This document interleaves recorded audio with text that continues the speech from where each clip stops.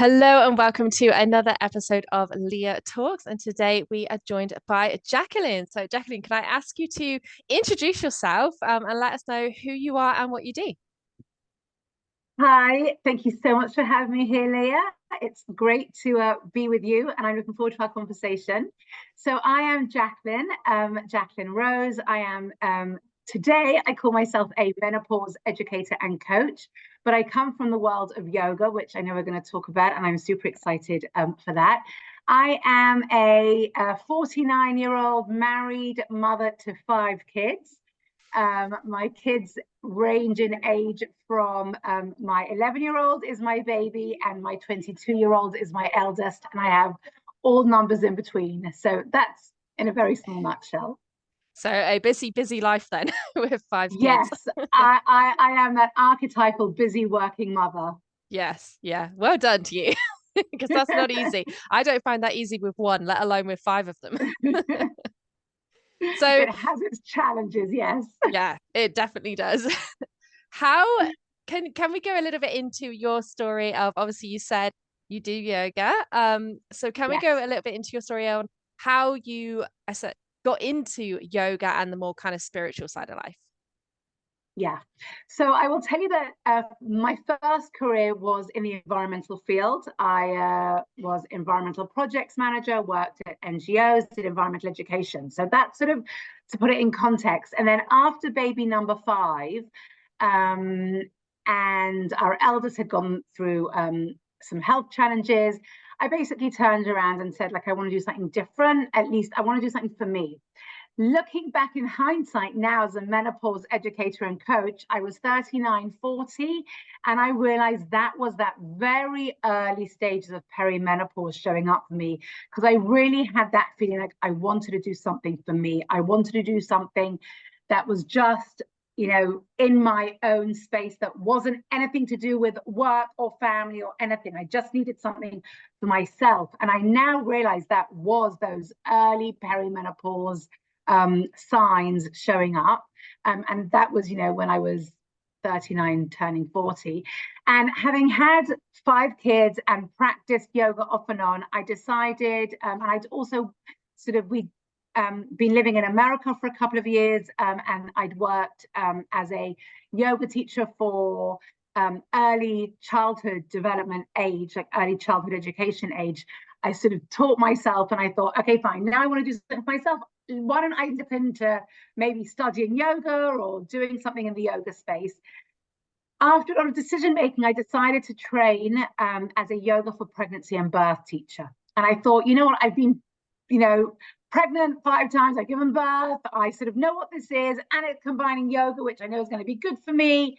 As a busy working mother of five young kids, then I thought, fine, I'll just go do it. I thought I would be, the most knowledgeable person in the classroom. And I actually discovered I knew nothing about my body. I knew nothing about being pregnant. I knew nothing about giving birth. I knew nothing about this um, physical, emotional relationship, about the way that the mind body connection, how I can connect to my body during that whole birthing experience. Even though I had birthed five kids, I hated being pregnant every single time. And I this basically this course and training in this space and becoming this yoga teacher for pregnancy and birth really turned my world upside down. And it really made me very, very aware of things that I just didn't know beforehand that I just assumed. And I realized that all of a sudden I had this very deep and profound message I had to share with women about how to be pregnant in a totally different way, how to give birth in a totally different way, how to connect to your body in ways that, busy young mums don't. And so I really started teaching straight away. And I really felt I had this deep message to share. So that really was the start of my journey about 10 years ago. And since then, I've trained in lots of different yoga modalities and I've done lots of different things in the yoga space. But that was really how it started. Yeah, and that's amazing that you can, be pregnant five times and still don't feel that connected to it or know much about it. Yeah, yeah. Well, my fourth and fifth deliveries were both cesareans. And I now know that number 5, there was no reason for it to be a cesarean at all. Number 4, I could have potentially prevented the cesarean had I been more connected to my body. And yeah, like the images we see about giving birth are images from TV and movies, and they are very medicalized images. The woman up on the table with her legs up, yelling and screaming and pushing.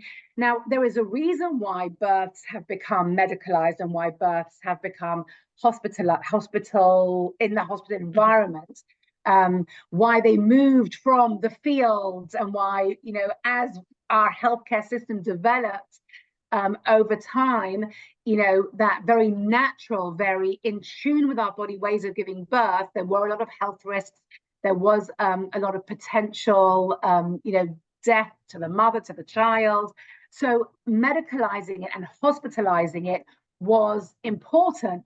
But at the same time, we lost so much of this tribal, all the women around you, doing it very much in tune with your body, the movement, the pelvic movements, the listening body, you know, up, lying on your back with your legs up in the air is actually probably one of the worst ways to give birth if we're looking at it from the health of the mother and the birthing process. So yeah, so that was sort of really what I became very aware of.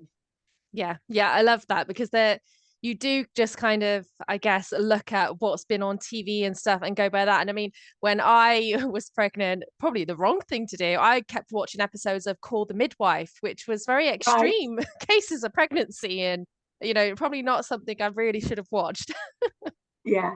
Well, look, we now have this show, One Born Every Minute, Hmm. where they are showing births. And in some of those episodes, and depending on where you're watching and in which country you're watching it, some of them are very medicalized births, and some of them are much more natural births. But we really do see that a lot of these births are still very doctor focused. Hmm. And or midwife focused, and very often they are trying to do the best by the mother. Obviously, no one is looking out to harm the mother, but very often it is what is best for the midwife or the doctor to treat and to support the mother, rather than for the mother to actually go through it herself naturally. Yes, yeah, completely agree with that. So what would you say to anybody listening who is wanting to be, I guess, a little bit more connected to their pregnancy and go for a little bit more of a natural birth, and their doctors are kind of pushing other things? Yeah. So the thing that I really learned through that experience was to listen to your body and what your body needs. And to be honest, that has applied throughout my whole sort of work in the health space, I mean, especially in the women's health space. I once was interviewing someone and she said to me, you are with your body 24 hours a day. You are only with your doctor for 10 minutes. And Yes. that really, really hit me. And I think that is especially applies for birth. Now, obviously, we need our doctors, our healthcare professionals, our doctors, our primary care professionals. They are super, super important. And I do not want anyone to misconstrue what I'm saying. We need our doctors, we need our healthcare system. But unfortunately, for very important and significant reasons that were relevant back then, women's health is not so understood. Women's health has been very medicalized, especially in the birthing and the pregnancy and birth space. And very often, if we listen to our body, if we move with our body, if we pay attention to the messages that our body is sending us, we can sometimes we know ourselves intuitively what we need. Now, birth in itself is a very scary experience. There's a lot of fear, there's a lot of unknowns. But if we have spent that time learning to listen to our body during pregnancy or otherwise, when it comes to birth, birthing is actually the most natural, most intuitive thing that a woman can do. That's not to say if you choose not to birth naturally, or if you choose not to have children, you are less of a woman. I'm not saying that. But biologically, birthing should come very naturally to the female body. And sometimes the external features or the external things that are going on around us, that's what increases the stress. That's what increases complications sometimes.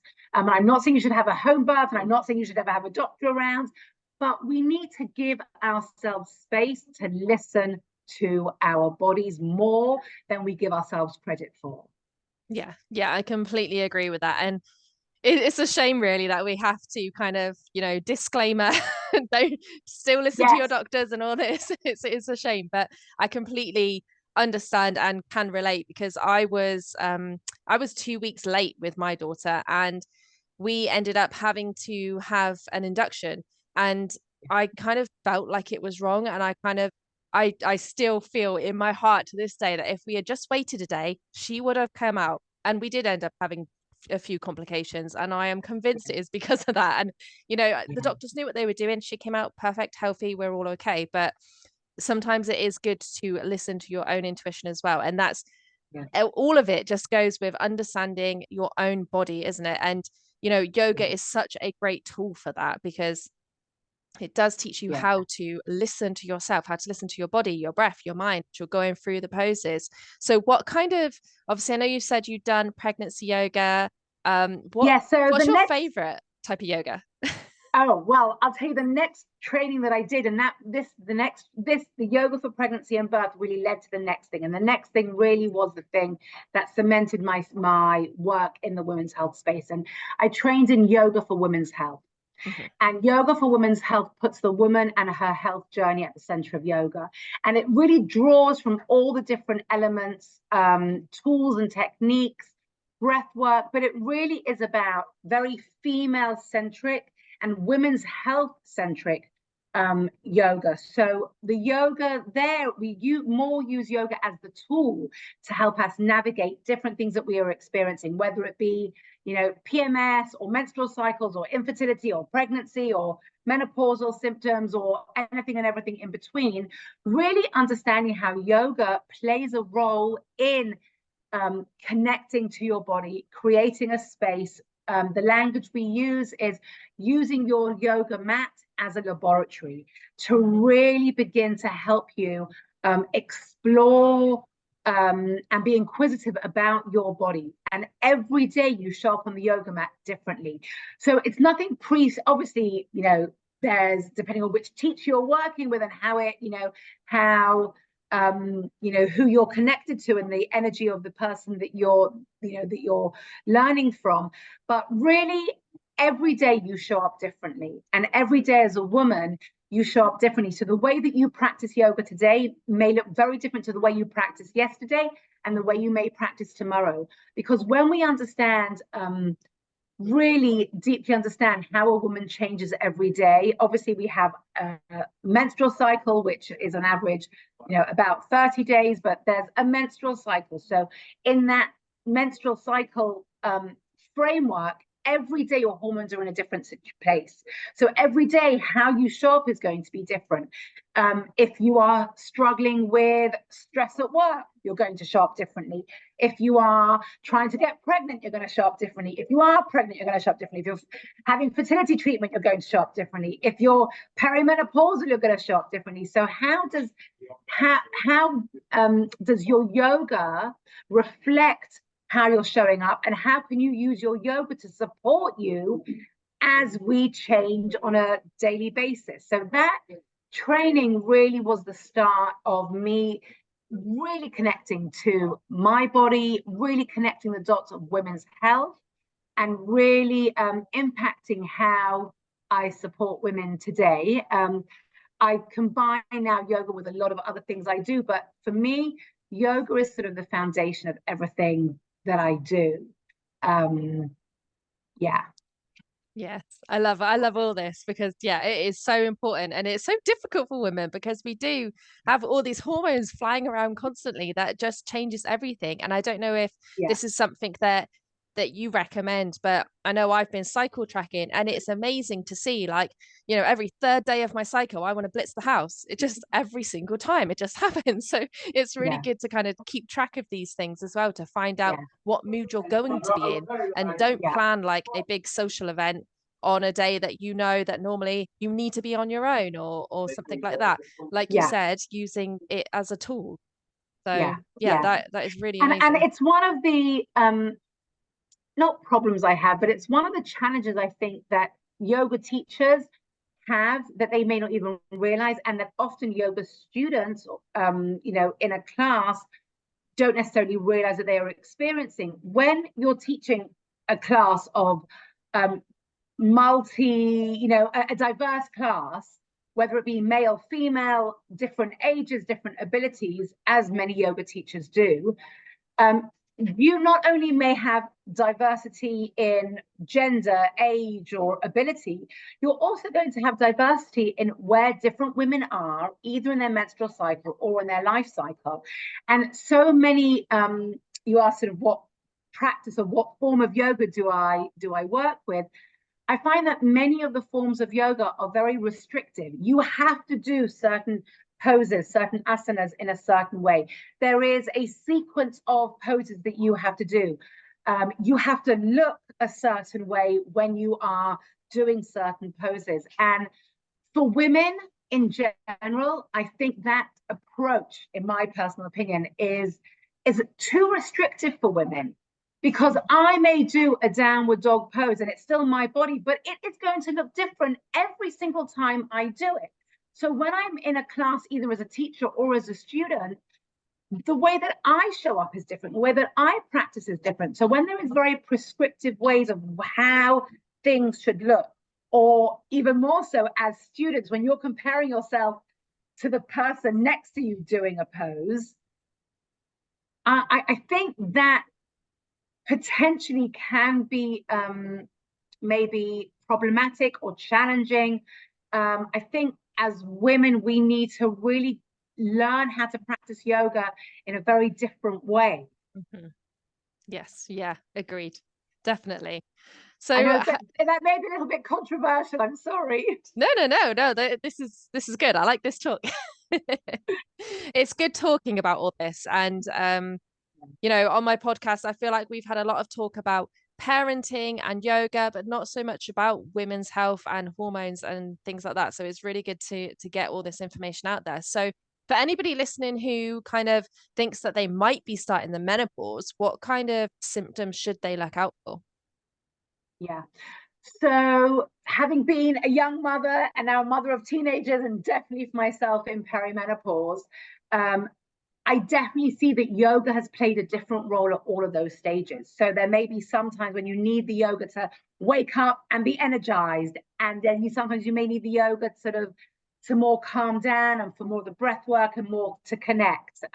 When life is busy, running around and stressful, and again, depending on where you are in your cycle and where you are sort of in your month, yoga is going to play different roles for you, and which is, I'm going to get to the menopause answer in a second, but it also may be why, if you go to one yoga class on a regular weekly basis, you may want to think maybe about at different times of the month, or different, where your kids are or what you're experiencing, to maybe try a different form of yoga or something different, to have maybe 2 or 3 teachers or styles of yoga that you at least can draw from, depending on where you are. Because I think if you stick with the same style or teacher on a weekly basis, as you change, you need your practice to change.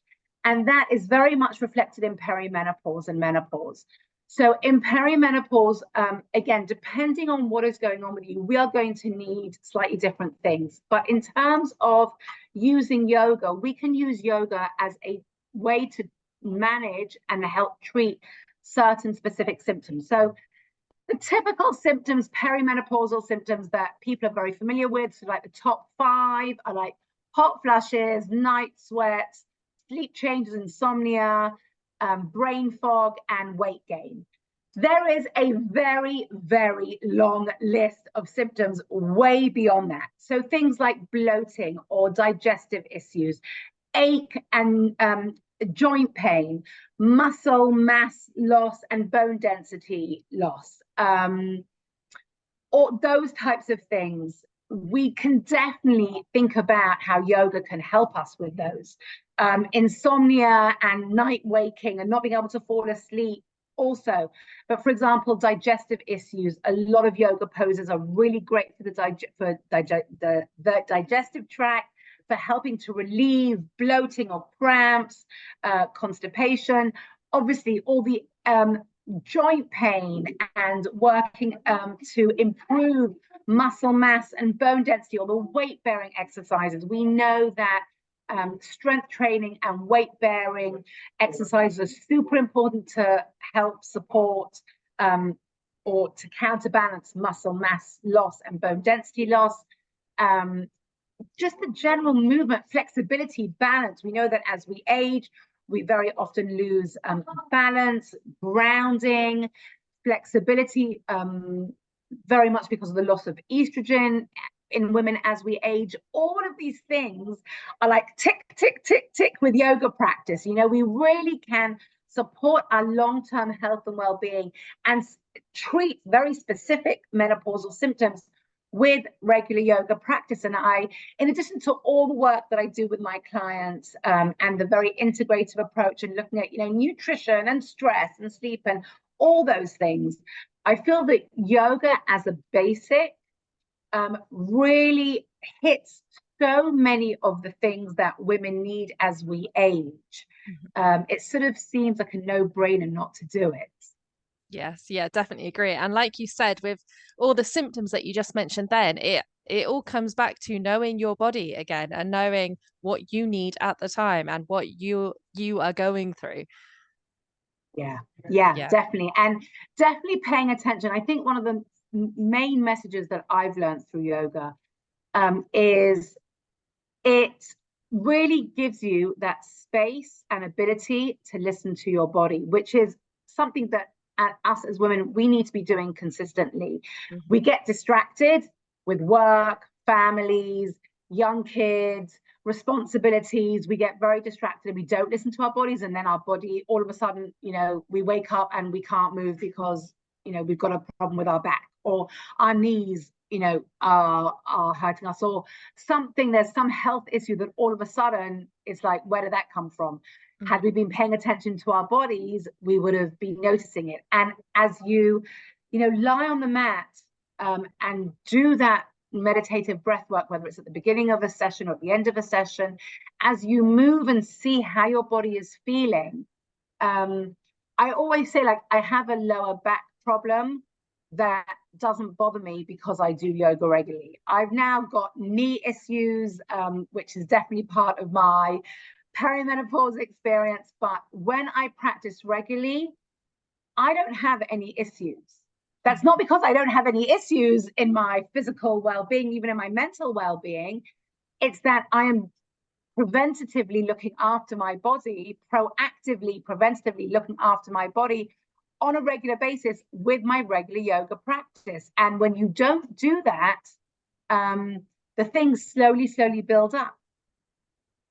Yes, yeah, definitely agree. And this is why it's good to get a little bit of support as well, isn't it? And like go to different yoga classes and just to see what's out there and see, you know, what can support you. Because sometimes you do need somebody from the outside kind of looking in. Sometimes you can't see these things for yourself, can you? Until someone looks in and tells you, and then you're like, oh yeah, I have been doing that. Or, you know, it's good, definitely good to get support. And if anybody does want to work with Jacqueline, I will leave all the links in the description below. Thank you. I've absolutely loved this chat. I've got one more question for you.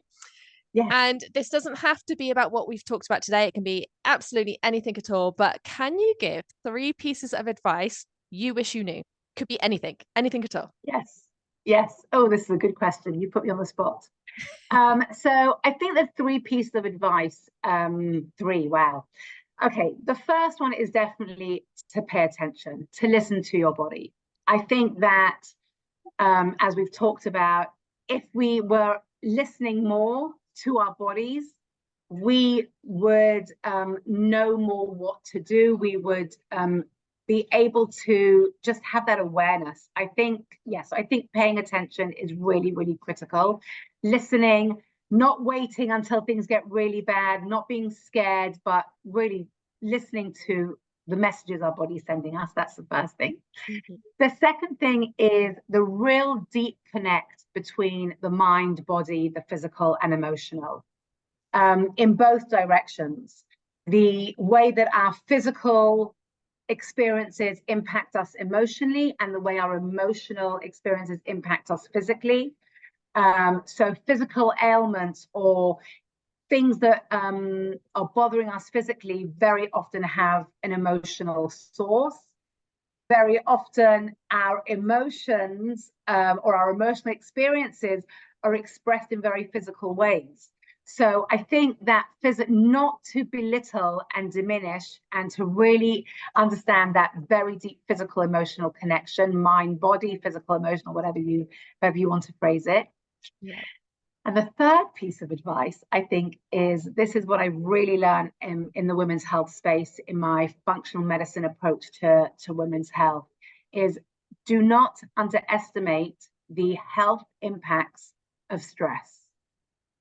And I think that stress, as we are beginning to hear more and more, has profound health and well-being implications, and implications for chronic ill health and chronic disease. And many of our chronic diseases today are stress/inflammation related. But do not underestimate the role that stress plays in our lives, which comes back to the fact that yoga and very often calm, relaxing, meditative breathwork style yoga can really be an antidote to that. So as we understand the power and the negative impacts that stress has on our lives, I think we would appreciate more introducing more yoga, because it's I think yoga is one of the best ways to de-stress. So yes, those are my 3 pieces of advice. I love them. And I love how all 3 of them relate back to yoga as well. So guys, go and do some yoga. Try some different yoga. Thank you so much for joining me today. I'm going to leave all of your links down below. So if anybody has any questions for me or Jacqueline, please feel free to message. If you would like to work with Jacqueline, go click on the link. Thank you so much for joining me today. Thank you for having me. This has been great. You're welcome.